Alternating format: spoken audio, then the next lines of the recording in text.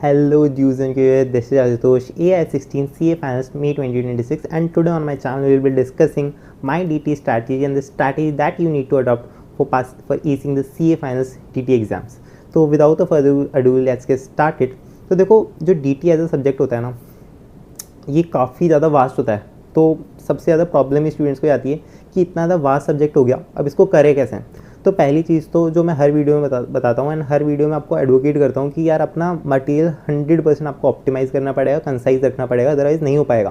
क्योंकि जो 1.5 days before the exam में आप पढ़ के जा रहे हो, उतना ही आप एग्ज़ाम में लिख पाओगे रिगार्डलेस ऑफ कितनी बार आपने पहले रिविज़न कर चुके हो.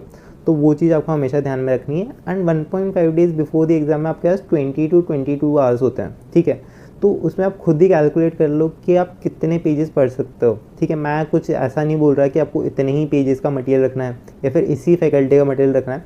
कितने ही पेजेस का रखो, किसी भी फैकल्टी का रखो, बस ऐसा रखो जो कि आप 1.5 डेज़ बिफोर द एग्ज़ाम में रिवाइज़ कर पाओ. तो वो चीज़ आपको रखनी है. एंड साथ ही आपको क्वेश्चन बैंक भी करके जाना है इन दी 1.5 डेज़ बिफोर द एग्ज़ाम्स. तो वो जरूर से याद रखना, क्योंकि उसमें से काफ़ी बार क्वेश्चन रिपीट होता है ना. अगर आप करके नहीं गए हो तो फिर आपको एग्ज़ाम में इश्यूज़ आएंगे. मेरे जो एग्ज़ाम था मई 2026 वाला जो अटैम्प्ट था, इसमें भी एक question as it is ditto repeat हुआ था इन दी DT. MCQs में बेसिकली रिपीट हुआ था एंड उसके 8 मार्क्स के MCQs आए थे. एंड जो लोग उसे नहीं करके गए थे वो सब उसे गलत करके आए थे, एंड जो लोग उसे करके गए थे उन सबका वो सही हुआ था. तो इतना ज़्यादा क्वेश्चन बैंक का रेलेवेंस हो जाता है फॉर दी DT. तो वो भी चीज़ आपको करके आनी है. एंड वो चीज़ आप तभी कर पाओगे जब आपने पहले से अपना मटेरियल कंसाइज कर रखा हो. दूसरी चीज़, आपको क्वेश्चन बैंक में मार्किंग्स करके रखनी है, तभी आप क्वेश्चन बैंक को एंड में रिवाइज कर पाओगे. क्योंकि हर एक क्वेश्चन को फुल करना 1.5 डेज़ में प्रैक्टिकली पॉसिबल नहीं है. तो मार्किंग्स आपको शुरू से करनी पड़ेंगी. एंड DT में स्पेशली मार्किंग्स करना काफ़ी ईजी होता है, क्योंकि DT में जनरली ऐसे क्वेश्चंस नहीं होते कि जहाँ पे आपको पूरे क्वेश्चंस में ही डाउट है. जनरली 1 या 2 एडजस्टमेंट्स ऐसी होती हैं जहाँ पे आप गलतियाँ करते हो. तो वो चीज़ आपको अच्छे से मतलब मार्क करके रखनी है. अगर आप उन्हें मार्क करके रखोगे तो फिर एंड में आपके लिए ही बेनिफिट होएगा. तो आप शुरू से ही वो चीज़ कर लेना. उसके अलावा एक चीज़ आ जाती है कि चलो कंसाइज मटेरियल हो गया, क्वेश्चन बैंक मार्किंग्स हो गई, लेकिन DT में चलो हमें कॉन्सेप्ट भी बहुत बढ़िया आ गए, लेकिन हम एग्ज़ाम जब देते हैं या फिर जब हम मॉक टेस्ट देते हैं तो उसमें हम लिख नहीं पाते. तो उसका क्या सोल्यूशन है? तो देखो, उसका कोई भी सोल्यूशन नहीं हो सकता. उसका सोल्यूशन एक ही है कि आपको रिटन प्रैक्टिस करनी पड़ेगी, आपको मॉक टेस्ट देने पड़ेंगे. क्योंकि DT ऐसा सब्जेक्ट है जहाँ पे हो सकता है आपको कॉन्सेप्ट्स बहुत ही ज़्यादा बढ़िया आते हो, बट जब तक आपने उन्हें एज क्वेश्चंस लिख के सॉल्व नहीं किया तब तक आप उन्हें नहीं कर पाओगे. तो उनकी रिटन प्रैक्टिस आपको करनी पड़ेगी. दूसरा एक होता है कि जो मुझे भी काफ़ी ज़्यादा इश्यूज आता था कि चलो डिस्क्रिप्टिव पोर्शन में तो फिर भी बढ़िया मार्क्स आ रहे हैं, बट MCQs में बहुत ज़्यादा कचरा हो रहा है DT में. एंड मेरे भी ऐसे ही होता था. मेरे 22 मार्क्स आते थे इन दी जो मॉक टेस्ट में देता था. एंड क्योंकि मैं रैंक के लिए प्रिपेयर कर रहा था तो थोड़े से कम मार्क्स हो जाते. तो मुझे ऐसा था कि यार 28-30 इस टाइप के मार्क्स आने चाहिए. तो उसके लिए देखो मैंने क्या किया, मतलब मैंने अपने जो जिनसे मैंने क्लासेस ली थी, तो किससे मैंने क्लासेस ली थी उसका मैं सेपरेट वीडियो बना चुका हूँ, तो ज़रूर से उसे चेकआउट कर लेना. तो उनसे मैंने थोड़ा सा कंसल्ट किया. तो उन्होंने मुझे बोला कि यार जो ICAI की तरफ से एक DT का एंड हर एक सब्जेक्ट का है, बट DT में भी एक MCQ मैनुअल है, तो उसे एक बार सॉल्व कर लेना. तो मैंने उसको पूरा सॉल्व किया. आई थिंक अराउंड 30 to 35 की स्टडीज़ हैं. आप भी उसे पूरा सॉल्व कर सकते हो अगर आपके पास टाइम है तो मैंने उसे सॉल्व किया. एंड ट्रस्ट में उसके बाद जो मेरे MCQ मार्क्स थे वो मतलब ऑलमोस्ट फुल आने लग गए थे. ठीक है, फुल या फिर 1 कम आ जाता था कभी कभी. ठीक है, उस टाइप के मार्क्स मेरे आने लग गए थे. तो देखो, ऐसा नहीं है कि उसमें से क्वेश्चंस आपके रिपीट हो जाएंगे, ऐसा बिल्कुल भी नहीं है. बट उससे क्या होगा कि आपको एक अप्रोच मिल जाएगी कि आपको MCQs को किस तरीके से करना है. क्योंकि जिस तरीके से आप डिस्क्रिप्टिव क्वेश्चंस को अप्रोच करते हो वो अप्रोच आपकी MCQs में नहीं चलेगी. MCQs में आपको अलग तरीके से सोचना पड़ेगा. एंड वो कैसे सोचना है वो आपको तभी आएगा जब आपने multiple MCQs and multiple case scenarios practice कर रखे हैं. तो वो चीज़ आप जरूर से कर लेना.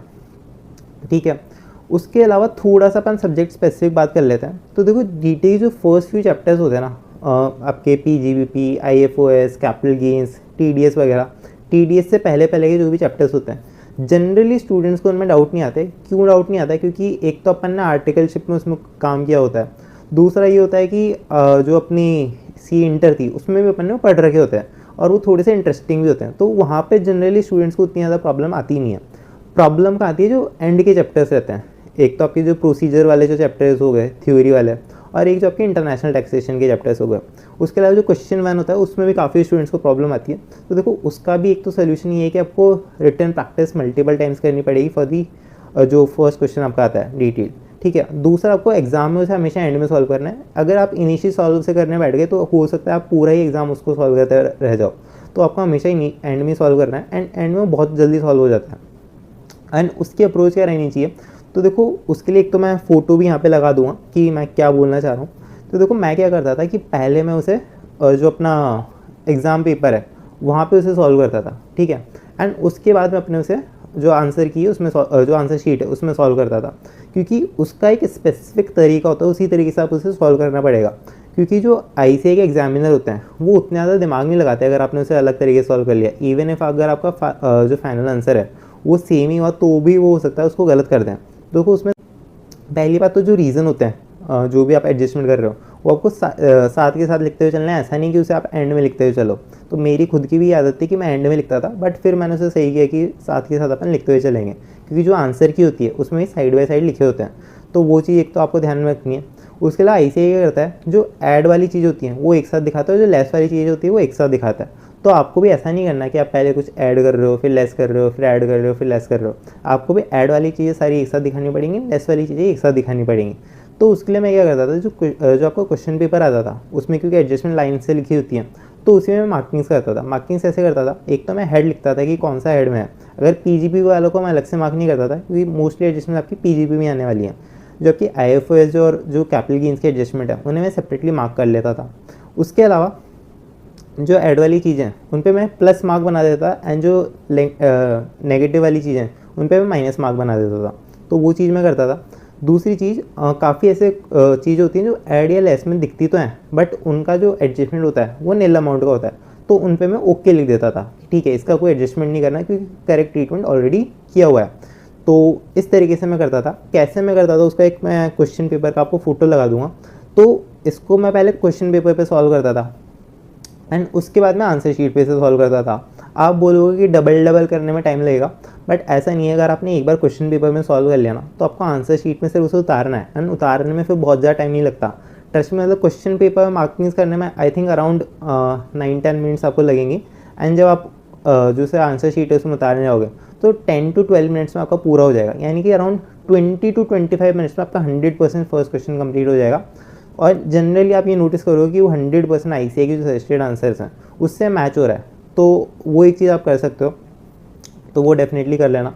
उसके अलावा आता है कि प्रोसीजर्स चैप्टर्स जो होते हैं उनको अपन किस तरीके से डील करें। तो देखो प्रोसीजर्स में जनरली आपकी थ्योरी होती है, एंड थ्योरी में देखो प्रॉब्लम कहाँ आती है। एक तो अपन उसे रॉट लर्न करने बैठ जाते हैं जस्ट लाइक द ऑडिट, तो वो चीज़ अपन को नहीं करनी। यहाँ पे लैंग्वेज इंपॉर्टेंट नहीं होती, यहाँ पे कंटेंट इंपॉर्टेंट होता है। तो एक तो अपन को कंटेंट पे ध्यान देना, ना कि लैंग्वेज पे। तो एक तो वो चीज़ करना। दूसरा ऐसा होता है कि हम बहुत ही ज़्यादा डिटेल में उसे पढ़ने लग जाते हैं। तो देखो अगर बहुत ज़्यादा डिटेल में पढ़ने लग जाओगे तो फिर वो बहुत ज़्यादा हो जाएगा, एंड बहुत ज़्यादा हो जाएगा तो फिर आप उसे एंड में कवर अप नहीं कर पाओगे। तो आपको थोड़ा सा कंसाइज करके उसे चलना है। आपको देखना पड़ेगा कि कौन सी चीज़ रेलेवेंट है, उसी को आपको पढ़ना है। एंड क्योंकि वहाँ पे बहुत ज़्यादा लिमिट्स एंड जो आपकी टाइम लिमिट्स, फिर आपकी डेट्स एंड जो आपकी अमाउंट के लिमिट्स हैं, ये सब बहुत ज़्यादा हो जाती हैं। तो फिर आपको थोड़ा सा उसे कंसाइज करते हुए चलना है, तभी आप उसे कर पाओगे। तो पहली चीज़ तो आपको ये करनी है।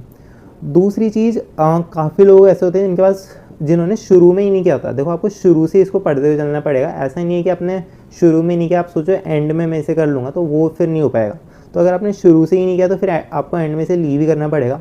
एंड अगर आप इसे लीव करते हो तो क्योंकि जो थियोरेटिकल पोर्शन है वो आपका क्वेश्चन नंबर 5 में आता है, तो फिर क्वेश्चन नंबर 5 आप लीव कर सकते हो, क्वेश्चन नंबर 6 आप फिर कर सकते हो, ठीक है। तो वो चीज़ आपको करनी पड़ेगी। बट अगर किसी के पास टाइम है तो मैं रिकमेंड करूँगा कि प्रोसीजर वाला चैप्टर भी करके जाना, क्योंकि काफ़ी बार क्या होता है जो क्वेश्चन नंबर 5 होता है वो काफ़ी ज़्यादा ईजी हो जाता है as compare to the question number 6।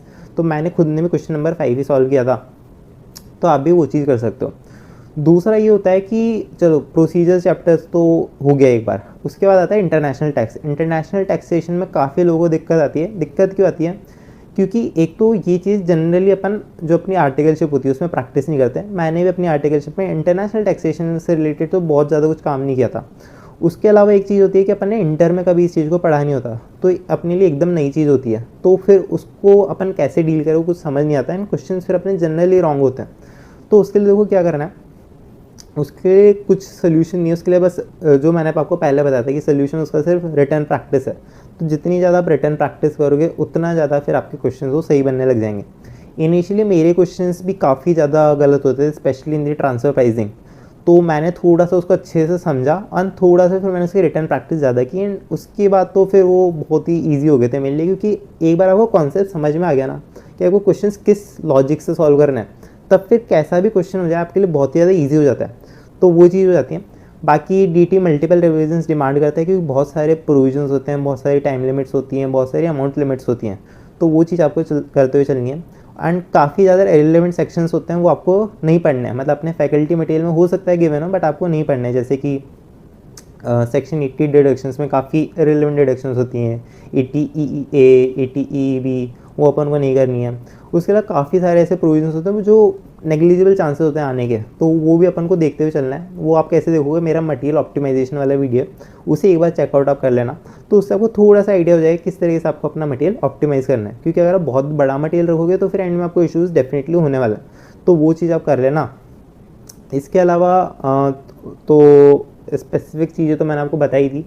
I think इसके अलावा तो ऐसा कुछ डाउट बचा नहीं है जो आई थिंक जो मुझे बहुत ज़्यादा भेजा है लोगों ने। बट फिर भी अगर आपको कोई डाउट रह जाता है तो आप ऐसे कमेंट्स में बता देना, या फिर आप मेरे सोशल मीडिया हैंडल से मुझसे डायरेक्टली कनेक्ट भी कर सकते हो।